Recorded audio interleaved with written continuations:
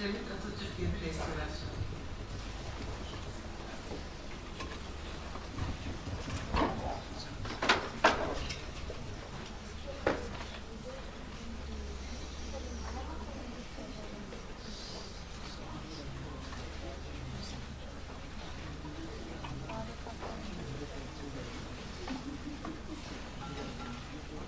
Sayın Başkanım, Sayın Hocalarım ve değerli izleyiciler, herkese saygıyla selamlıyorum. Sunumum Edremit'teki Atatürk Evi'nin hem projelendirme aşamaları hem de restorasyon aşamalarını kapsamakta. Proje aşamasında strüktürel müdahaleler konusunda Bilal Balpancı Hoca ile birlikte çalıştık. Sanat tarihi çalışmasını Can Özmen'le çakıştık. Neriman Hocamın öğrencisi kültürel miras konusunda kendisiyle yüksek lisans çalışması yapmış. Birlikte çalıştık ve bu çalışmayı anlatacağım. Yapının önemi Atatürk'ün Edremit'e ikinci gelişi olan 14 Nisan 1934 yılında bu evde konaklamasından kaynaklanıyor ve Edremit Kent Belleği'nde önemli bir yere sahip. Atatürk'ün konakladığı ev Atatürk Evi olarak bilinmekte. Atatürk önce Ayvalık'a geliyor. Ayvalık'tan günübirlik Edremit'e geçiyor ve geceyi Edremit'te bu evde konakladıktan sonra ertesi gün ayrılıyor. Yapı Edremit'in zeytinyağı konusunda önemli fabrikatörlerinden Sezai Arkök'ün babası Ali Bey tarafından yaptırılmış. Mimarı bilinmemekte. Yapı 2 defa yangın geçirmiş. Bunlardan birincisi 1946 yılında, ikincisi de 1991 yılında. Burada giriş cephesinden fotoğrafını gördüğünüz yapı ikinci yangın sonrası halini gösteriyor. Yapı 2016 yılında Edremit Belediyesi tarafından kamulaştırılarak Edremit Belediyesi'nin mülkiyetine geçmiş. Yapının avlu fotoğrafları ve içten fotoğraflarını görüyoruz. Yapıda ne yazık ki döşemeler ve çatı tamamen yandığı için sadece dış duvarları mevcuttu. Onun dışında yapı tamamen doğal koşullara açık durumdaydı. Yapı ile ilgili araştırdığımız çalışmalar sonucunda yapının 1946 yangını öncesine ait bir panoramik kent fotoğrafına ulaştık. Bu fotoğrafta yapının bir merdiven kovasının kuleli olduğu ve ikinci katının üzerinde de dik çatılı bir üçüncü katının çatı arasının diyelim var olduğunu keşfettik. Bu yapı itibariyle erken Cumhuriyet dönemi kuleli konut geleneğini yansıtan, yapının plan ve cephe düzenlemeleri açısından da İzmir Levanten konutlarını yansıtan bir yapı olduğunu tespit ettik. 1946 yangını sonrasındaysa tüm Edremitlinin bilmiş olduğu yapı bu çatı arası ve kulesi iptal edilerek kırma çatıyla örtülen şu anki bizim restitüsyon projemizde de ikinci dönemi kabul ederek uygulamaya veri teşkil ettiğine inandığımız mevcut haliyle onarıldı. Yapının konumu Edremit'te Çayiçi Caddesi üzerinde yer almakta. Bodrum zeminde birinci kattan oluşmakta. Dıştan dışa yaklaşık 14 metreye 10 metre boyutlarında. Kuzeydoğu güneybatı doğrultusunda orta safhalı plan şemasına göre inşa edilmiş. Bodrum kat planına baktığımızda Bodrum kattaki odalar depolama amaçlı olarak kullanılmış. Edremit zeytin ve zeytinyağı bakımından önemli bir yer. Bunun alt katı da zeytin, erişte, zeytinyağı depolama amaçlı kullanılmış. Burada bahçeden de ulaşım var.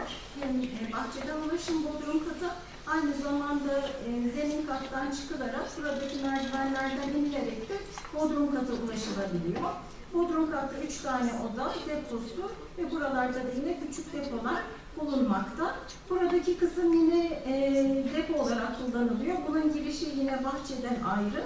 Yapı o dönemin şartlarında özel bir yapı. Kazan dairesi var. Binanın kalorifer tesisatı bulunmuş.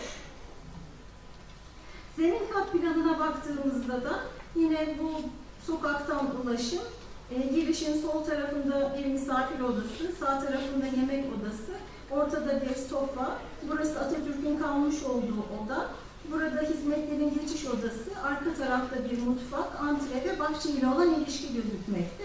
Burada da tuvalet yer alıyor. Buradan da üst kata çıkılıyor. Burada gördüğünüz gibi döşemeler yok, çatı yok. Yapı tamamen doğal koşullara açık bir vaziyette. Birinci kat planına baktığımızda ise merdivenlerle üst kata çıkıldığında burada özür dilerim, restorasyon projesini koymuşum ama buraya yok pardon tamam röleve. Burada bir ebeveyn odası, burada bir çocuk odası, sonradan yapılan bir çocuk odası, misafir odası, sofası, bir Sezai Arkök'ün kitaplığı, yine hizmetli geçiş odasından geçilerek banyo, çamaşırlık ve terasa ulaşılan kısım yer alıyor. Bu bina ile ilgili şöyle bir avantajlı bir durumumuz vardı. Yapının sahibinin kızı hala hayattaydı, Pakize Kutlu.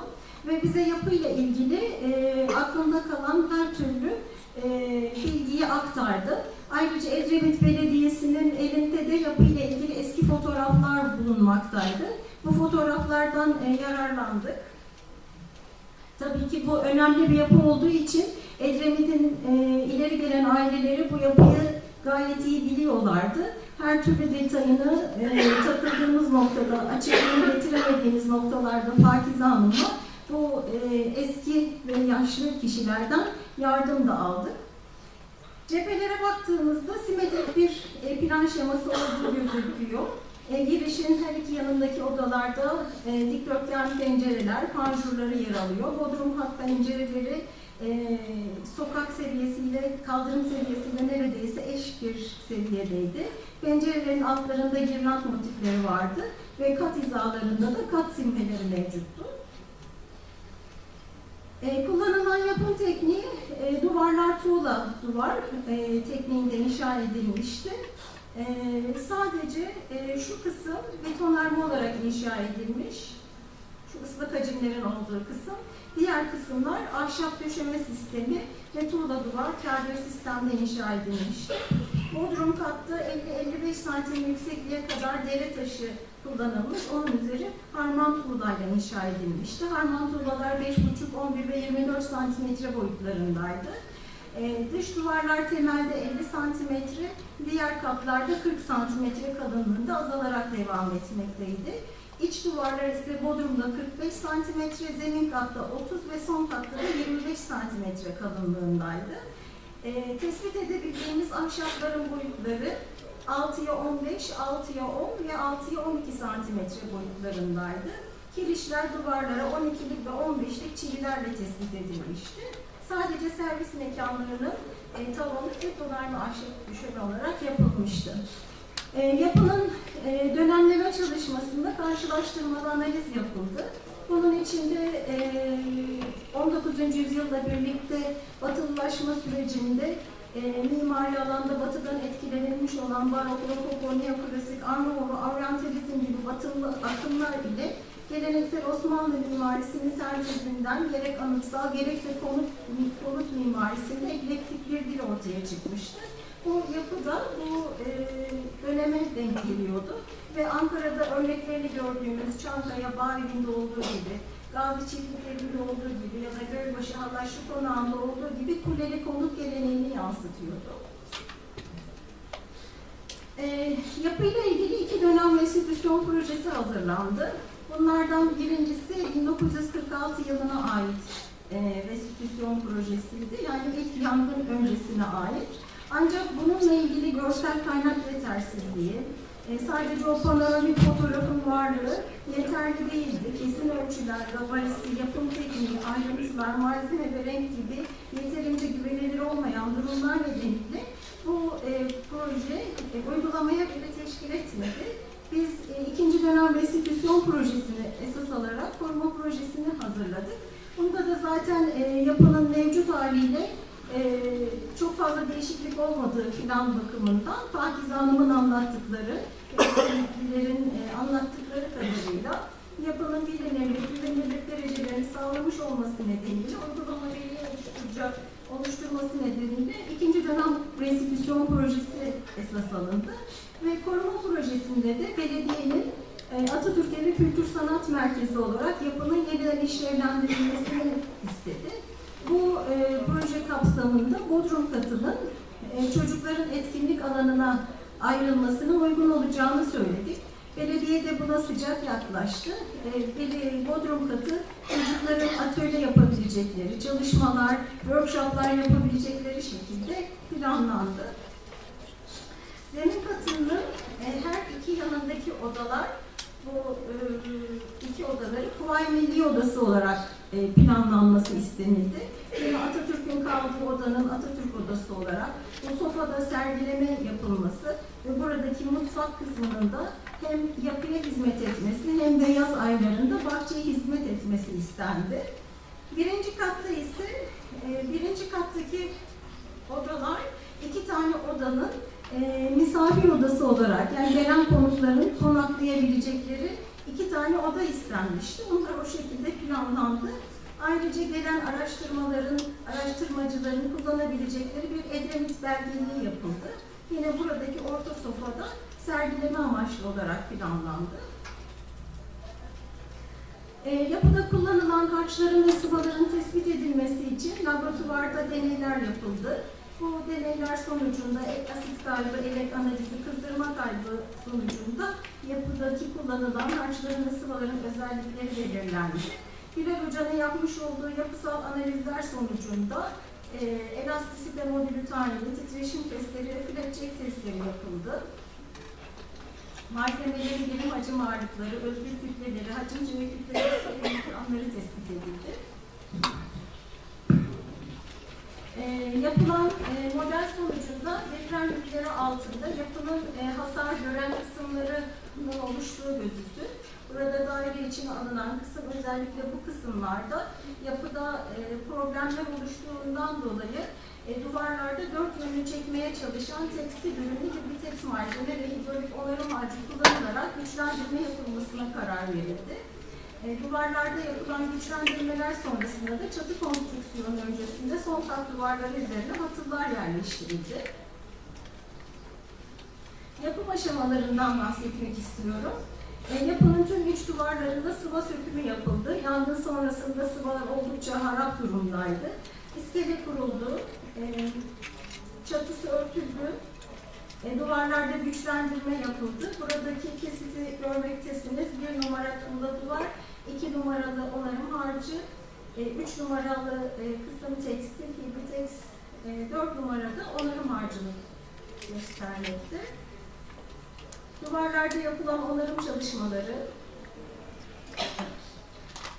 ahşap malzemeler tümüyle yenilendi, emprene edilmiş ahşap malzeme kullanıldı ve döşemeler yeniden oluşturuldu. Pencereler, kapılar tümüyle yanmıştı. Yanık kısımlardan birebir yerinde marangozda birebir aynısı üretildi. Sıhhi tesisat, elektrik tesisatı ve makine tesisatları projelerine uygun olarak yenilendi. Burada soldaki resimde elektrik tesisatı döşendi, yanmayan kablolar kullanıldı. Sağdaki resimde de drenaj ve pis su atık boruları geçirildi. Korozyona uğrayan metaller zımparalanarak yeniden korozyon koruyucu antipas sürülerek özgür renginde boyandı. Karasuman döşemeler silindi, yok olanların yerine yenileri yapıldı. Burada da öncesi ve sonrası fotoğrafları gözükmekte. Bu merdiven kovasından mutfak olan kısım. Bu daha 15 gün öncesine kadar tamamlanabildi, 15 Kasım'da. Belediye şu anda tefrişiyle ilgili çalışmaları başlattı. Bu konuda da Kültür Bakanlığı'ndan yardım istediler. Edremit Atatürk Evi erken Cumhuriyet dönemi Kuleli konut geleneğini yansıtan plan ve cephe özel düzenlemesi açısından İzmir Levanten konutların etkisinin görüldüğü, 1934 yılında Atatürk'e ev sahipliği yapmasıyla önem kazanan kültürel bir değer olarak korunması gerekli önemli bir kültür varlığıdır. Yapının özgün cephesi, planı ve elemanları korunarak döneme ruhunu yansıtacak şekilde restorasyonun yapılması ve gelecek kuşaklara aktarılması, mimarlık tarihi ve kültürel değerlerin korunması açısından önemli bir katkı olduğunu düşünmekteyiz. Mart ayı gibi tahminimce tefrişi de bitecektir. Herkesi, yola düşen herkesi ziyaret etmeye bekliyoruz.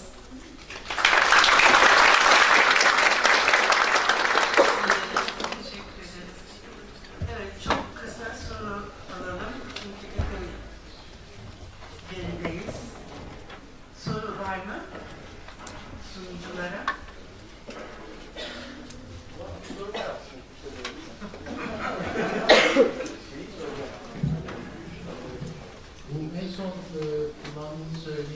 bir tek sanıyorum cam elyaflı diyorlar.